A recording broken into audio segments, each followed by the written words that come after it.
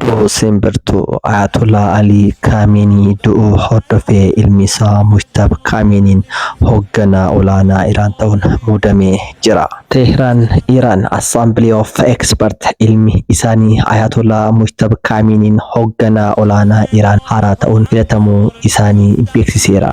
Murtiin seena qabeessi kun du'a gaggeessaa duraanii Ali Khamenei hordofee kan murtaa'edha. Mujtaba Khameneiin waggoota kurnaniif siyaasa Iraaniin duuba dhiibbaa godhaa kan ture yoo ta'u, amma ifatti hoogganaa Riippaabilika Islaamaa ta'ee muudamee jira. Muudamni kun erga gariin warraaqsa Iraan bara 1979 hundaa'ee booda aangoon abbaa irraa gara ilmaatti ce'uun kan jalqabaa ta'ee galmaa'eera. Hoogganaan haaraan waardiyyaa warraaqsa Iraan walitti dhiyeenya kan qabu yoo ta'u, murtoo mana maree kanas dhaabbilee nageenya irraa deeggarsa guutuu argatee jira. Mujtaba Khameneiin umrii 56 yoo ta'u, nama duraan waajjira abbaa isaa keessatti aangoo olaanaa irratti tajaajilanii fi seera nageenya Iraan keessatti shoora olaanaa taphatanidha.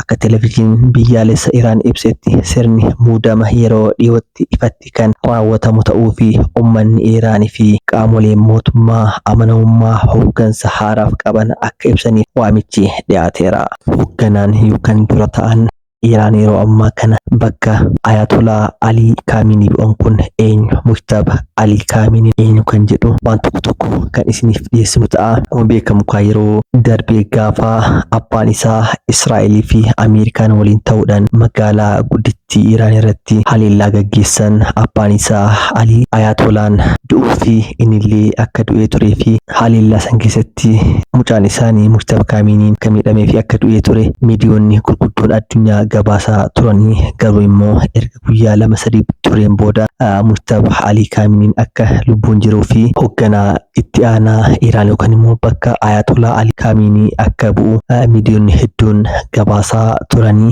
kun guyyaarraa kan immoo ofiishaalii dura taa'aa Iraan ta'uudhaan muudamanii jiran jechuudha. Ayatollah Ali kan bakka bu'an Mujtaba Ali Khamenei eenyu kan jedhu waan tokko isiniif ibsina. Mujtaba jireenya isaa keessa galchuu hedduu hin qabu. Aangoon mootummaa osoo hin qabaatinis tureera. Haasaa uummatatti dhiyaatu gochuu dhiisuun yookaan gaaffii fi deebii taasisuun alatti suuraa fi viidiyoo muraasa qofaan beekama.